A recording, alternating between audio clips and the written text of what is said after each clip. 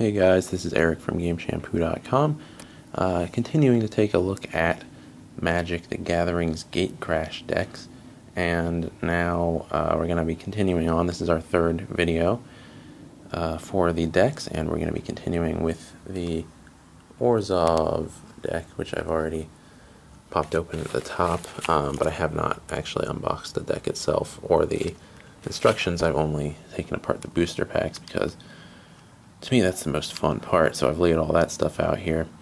Doing Orzhov now, I have a certain affinity for that one. That's the guild that I played during the pre-release, and they were pretty good to me. I won more games there than I have at probably any other pre-release event before, and they continued to be good to me with a really lucky booster pack draw. As you can see, probably the best draw I've ever gotten from a booster pack, a foil Domri Raid Planeswalker. So that's pretty exciting. Just cram that into a plastic case with, I think there's like a foil Gilded Lotus in there too, because I just don't have anything else to put it in right now. But yeah, that is probably the luckiest draw I've ever gotten out of a booster pack. I usually don't have such great luck with those things. So that's what I'm going to start off with here. As you can see, he is a 3-drop Planeswalker, 1 generic, 1 red, and 1 green. Mythic rare and foil Planeswalker. Comes out with 3 loyalty counters on him. You can add 1 to look at the top card of your library. If it's a creature card, you may reveal it and put it into your hand. So that's kind of nifty. -2, target creature you control fights another target creature. That's an easy way to kind of pick off weaker creatures that your opponents might control, but it's definitely not as useful as -7. You get an emblem with creatures you control have double strike, trample, hexproof, and haste. So at that point, it's like, you know, resistance is pretty much futile against all of your creatures, because that's like a lot of ridiculous abilities. And then you know, mana card and a rat token we're hanging around in there as well. Then we get over to some of the more common stuff. This is Way of the Thief. It is a 4-drop blue card. Enchantment aura, enchanted creature gets 2/2, and enchanted creature is unblockable as long as you control a gate. So that's an okay card for a common. You know, it's not bad. Next one is Spire Tracer. It's a 1-drop green elf scout creature. It's a 1/1, and it cannot be blocked except by creatures with flying or reach, which can certainly be very helpful in the right situation. Next up is Syndic of Tithes. It's a 2-drop white creature, human cleric. He's a 2/2 with Extort, and what that does is whenever you cast a spell, you can tap white or black mana to deal 1 damage to an opponent and gain 1 life. Next up is Night Watch. 5-drop white sorcery. Put 2/2 white knight creature tokens with vigilance onto the battlefield. And then next to him, we've got the Drakewing Krasis. It is a 3-drop green and blue lizard drake creature with flying and trample, and it's a 3/1. And then last up in the top row is Purge the Profane, which is a 4-drop black and white sorcery.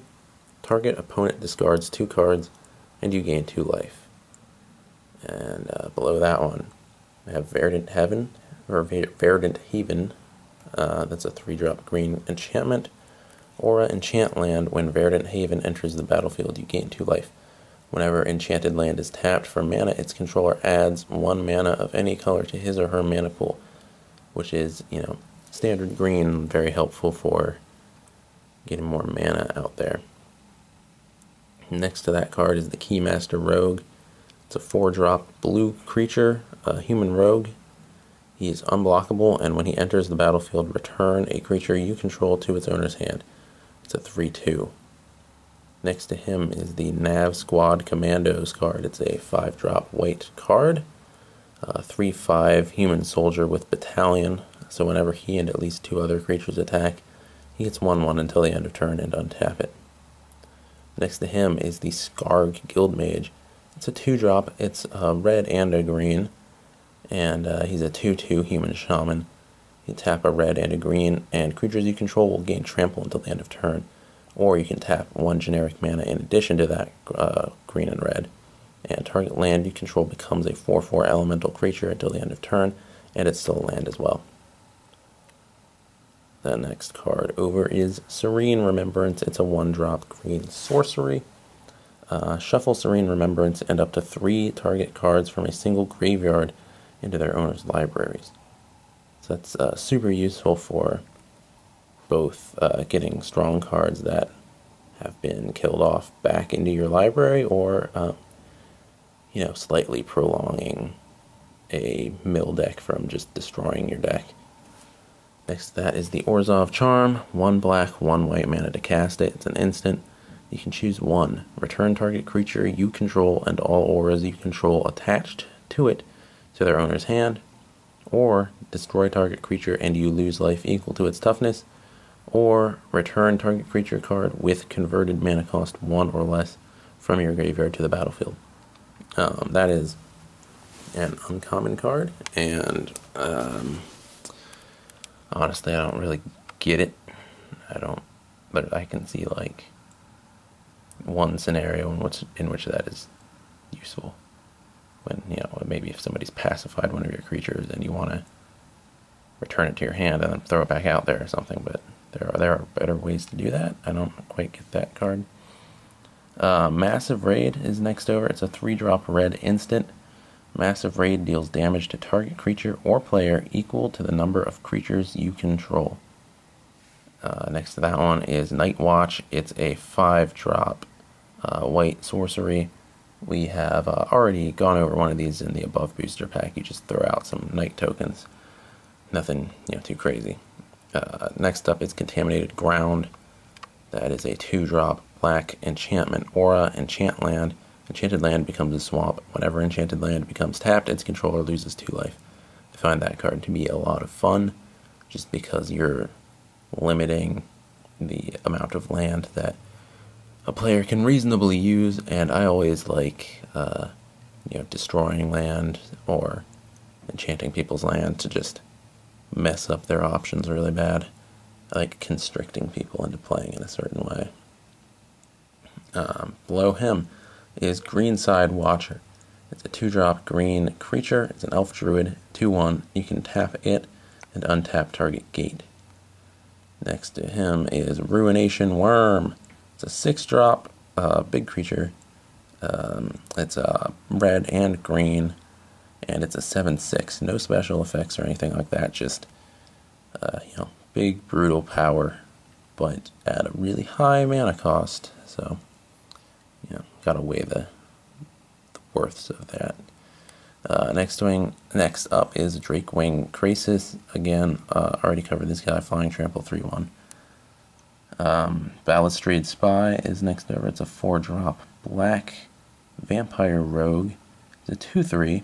He has flying, and when he enters the battlefield, target player reveals cards from the top of his or her library until he or she reveals a land card, then puts those cards into his or her graveyard. Next to him is Guildscorn Ward. It's a 1-drop white enchantment aura. Enchant creature. Enchanted creature has protection from multicolored, which can be quite helpful in this and the last and the upcoming set, which I'll focus on the Guilds of Ravnica and stuff like that. Then there is Furious Resistance. It's a 1-drop. It's a red instant. Target blocking creature gets +3/+0 and gains first strike until the end of turn. And then next to him is Riot Gear. It's a 2-drop artifact equipment. Equipped creature gets +1/+2, and it costs 2 mana to equip. Next to him is Elusive Krasis, the cousin of the Drakewing. It is a creature. It's a fish mutant. It costs 3. To play one generic, one green, and one blue, it is unblockable, but it's a 0/4, and it has Evolve, which helps it to power up whenever a creature enters the battlefield under your control. If that creature has greater power or toughness than this creature, put a 1/1 counter on this creature.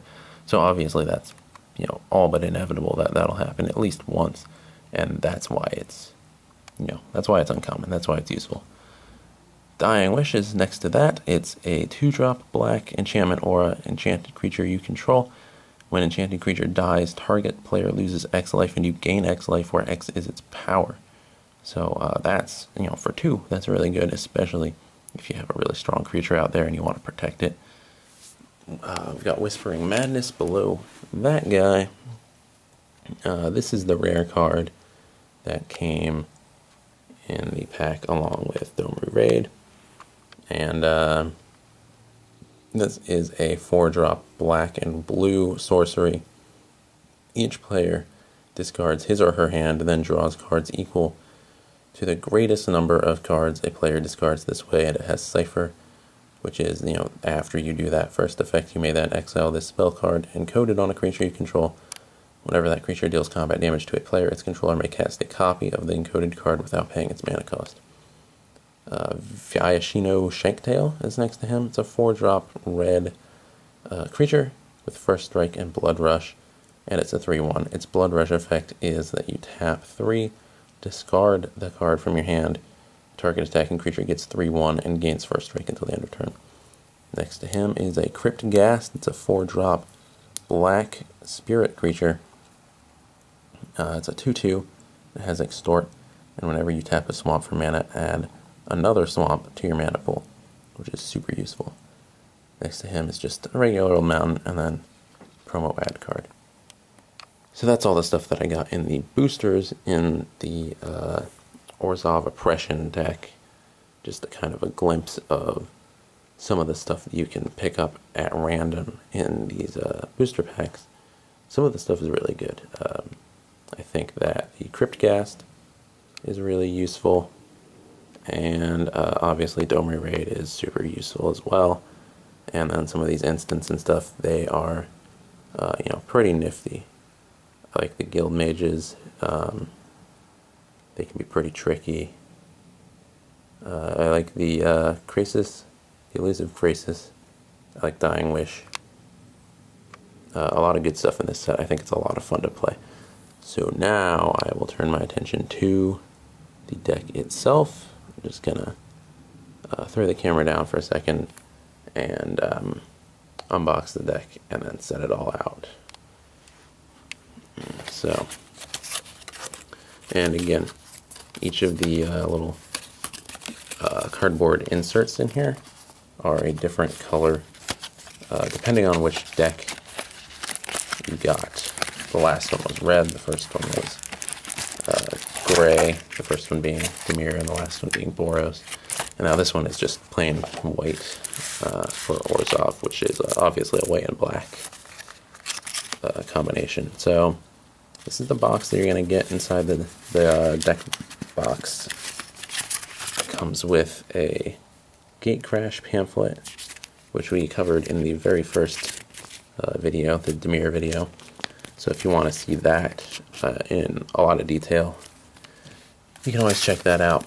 But, you know, it's pretty basic stuff. They introduce new mechanics and stuff like that in this set, as they always do, so they explain some of that stuff. And then we have the basic rule book here, which again we covered in more detail in the Dimir unboxing, just because that was the first video we did. But since all the stuff in here is really basic, you know, just describing the rule set, introducing the planeswalkers, that kind of thing, I don't feel like I need to go over it every single time I open up a box. But both of those things are in every one of these boxes. And now here's the deck itself. They show off a Treasury Thrall as the main rare card that you're going to get in the Orzhov Oppression deck, which is a 6-drop black and white creature. Some cool artwork on it. It's a 4/4 with Extort, and whenever it attacks, you may return a target artifact, creature, or enchantment card from your graveyard to your hand. I found that this is, you know, in playing Orzhov at the pre-release, I got one of these for free. And I found that it's not as consistently useful as some of the other kind of like guild promo cards that people were getting for free. I think it was the Boros one. I don't remember exactly what it was called, but it was pretty consistently useful. But at the same time, if there's a way that this can attack like consistently and not get blocked, or just not, you know, somebody chump blocks it or something like that, if you can keep consistently attacking with it, it can be very useful. I had a guy just continuously bringing back, you know, direct damage spell and then just wiping out everything I had slowly but surely. So it can definitely be a great card. And search for the seam on the back of this thing and try to claw it open. There we go. And there.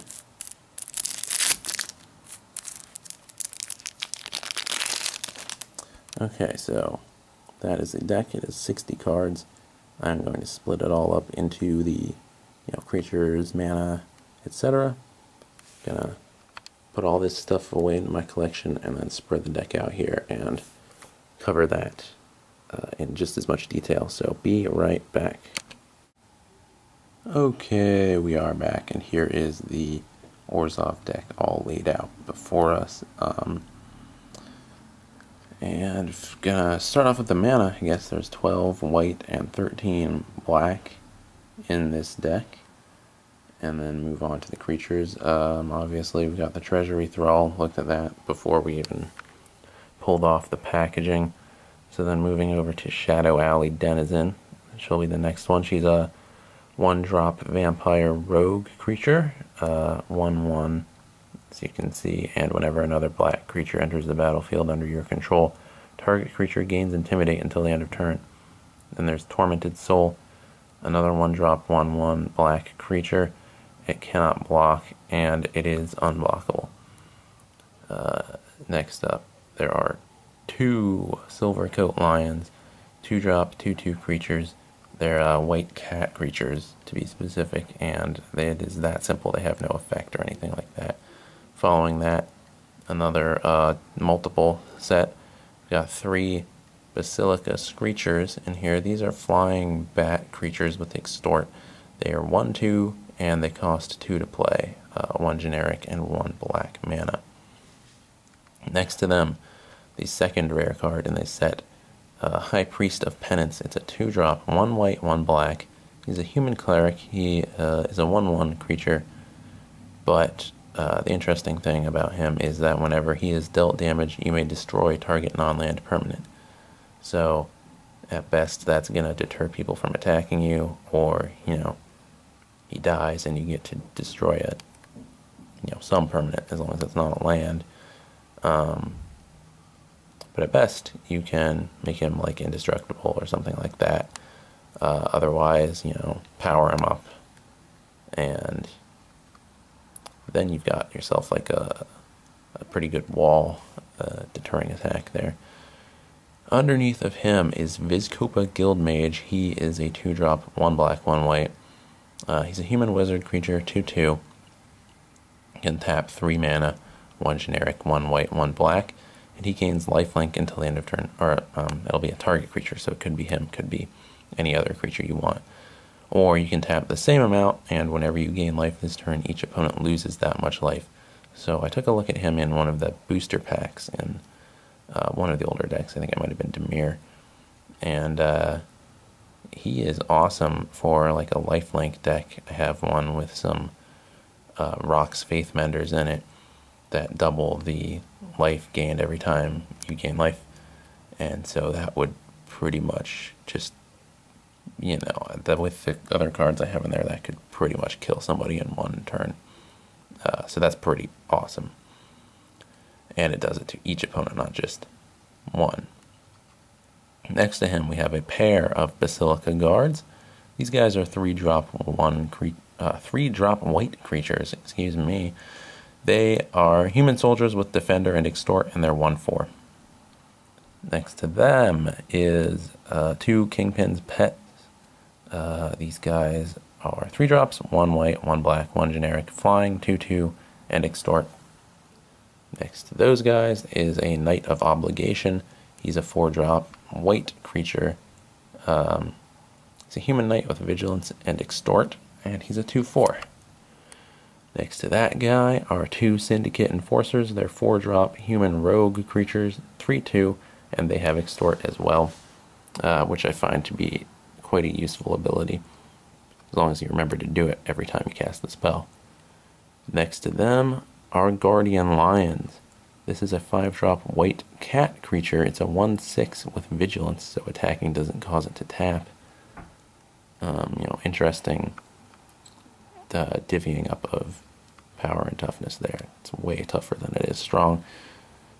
But, can attack pretty consistently without having to worry about dying necessarily, which is cool. Zombie Goliath is under the Lions. It's a 5-drop zombie giant creature. It's a 4/3.